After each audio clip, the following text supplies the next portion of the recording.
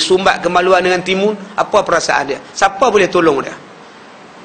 Tuan-tuan boleh bayang tak kena rogo macam mana? Tangan dipegang, mulut dipekat, ditutup, dia ambil timun jolok.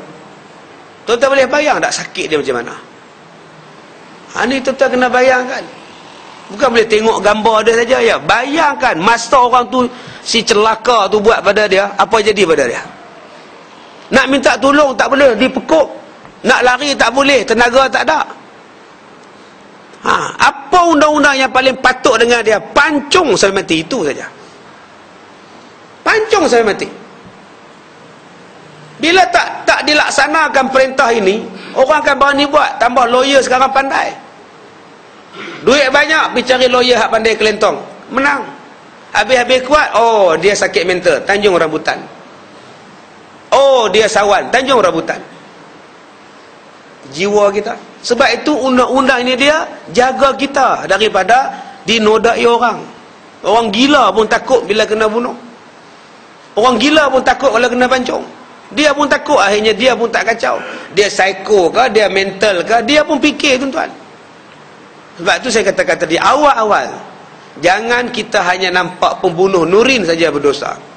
Kita juga kadang-kadang menyumbang, tak 20%, mungkin 1%. Sebab kita lah yang mengatakan hukum Islam tidak sesuai. Akhirnya mungkin satu hari nanti anak kita juga akan jadi Nurin, atau harta benda kita juga akan dirompak, atau lebih malang lagi kita dibunuh. Kes Nurin dibunuh tak selesai, 2 orang mati kena bunuh. Tak selesai lagi nak cari pembunuh Nurin, dah 2 orang pula mati pula dah. Sampai bila tuan-tuan macam ni? Ada keamanan sampai bila? Dan sama-sama lah kita fikirkan dalam kes Nurin ini. Takut tuan-tuan kita dipertanggungjawabkan oleh ramai manusia yang macam Nurin, disebabkan kita yang berkuasa tidak mau melaksanakan perintah Allah Subhanahu Wa Taala. Habis ya? Habis dah? Tak ada dah.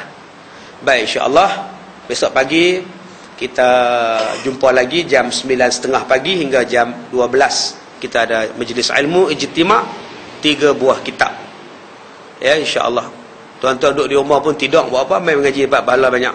Kalau nak tidur pun tak apa, dah janji mengaji. Saya tak marah tuan-tuan. Kalau tuan-tuan main mengaji dengan saya, tuan-tuan tidur tak apa, saya tak marah.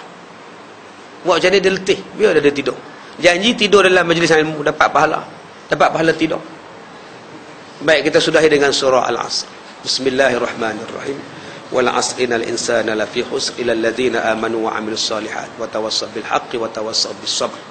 Bismillahirrahmanirrahim. Alhamdulillahirabbil alamin wassalatu wassalamu ala asyrafil anbiya'i wal mursalin wa ala alihi washabbihi ajma'in. Allahumma inna nas'aluka ridhaka wal jannah wa na'udzubika min sakhatika wan nar.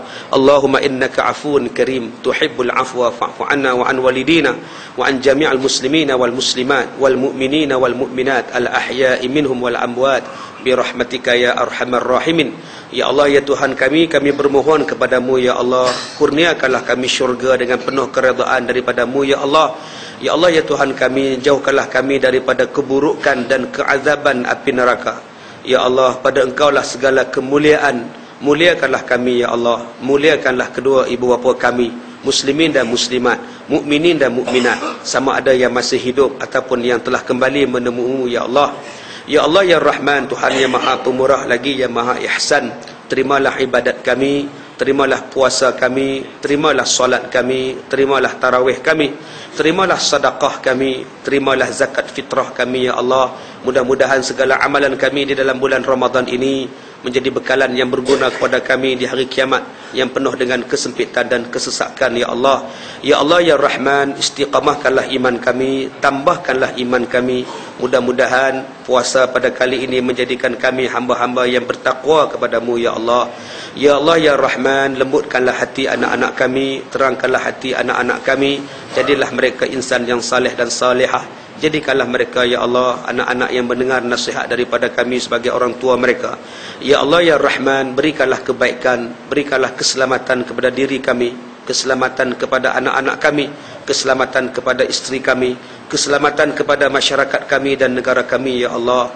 Ya Allah, ya Rahman, kami bermohon kepadamu ya Allah, berikanlah Berikanlah kebaikan kepada anak-anak kami ya Allah, dan keselamatan mereka ya Allah, terhindar daripada segala bencana, terhindar daripada segala bala, terhindar daripada segala perbuatan jahat manusia-manusia yang durjana ya Allah.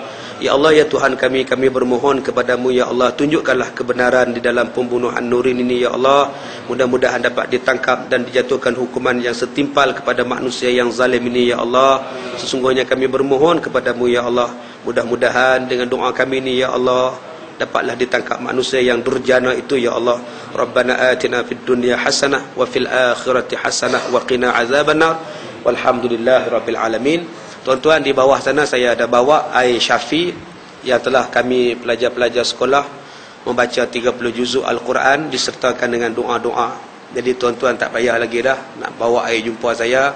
Anak degil lah, tak boleh tidur malam lah, sakit lah apalah. Jadi tuan-tuan boleh beli ya untuk kegunaan harian tuan-tuan. Kalau kurang boleh tambah, kalau agak sakit boleh mandi dan boleh minum. Dan juga ada kismis, dan semuanya ini adalah untuk disumbangkan dalam pembiayaan sekolah saya di Ipoh, Pusat Pendidikan Al-Barakah. Jadi saya minta maaf jika terkasar bahasa. Wabillahi taufiq wal hidayah. Assalamualaikum warahmatullahi wabarakatuh. Terima kasih kepada Ibu Ustaz. Di sebelum itu saya ada beberapa pengumuman sebelum hari insyaAllah pada hari besok kita ada berdoa subuh di Sorali akan disampaikan oleh Ustaz Yusai Yahya. Dan Ustaz Kazim insyaAllah akan menyampaikan kuliah subuh pada pagi esok di Sorali 4 Mahkamah. Kemudian pada jam 9.30 Ustaz Kazim akan datang balik ke sini untuk meneruskan sesi ijtima'an sehingga jam 12. Dan pada petang besok insyaAllah program motivasi untuk remaja. Dan saya menyambut sebuah Ustaz bahawa esok insyaAllah proposal dan motivasi untuk menjambah kita semua insyaAllah. Dan pada malam ini insyaAllah kita ada sejadah murid di bawah sana. Jadi saya harap tuan-tuan dapat menjamah-jamah apa yang sejadah di bawah sana. Jadi sekali lagi saya mengharap supaya tuan-tuan yang ada anak-anak remaja untuk bawa ke Sorali pada petang besok untuk mengikuti program khas untuk remaja. Dan ibu bapa jemput sekali untuk bersama di berbuka puasa. Sekian saja. Aku lupa lihada. Assalamualaikum warahmatullahi wabarakatuh.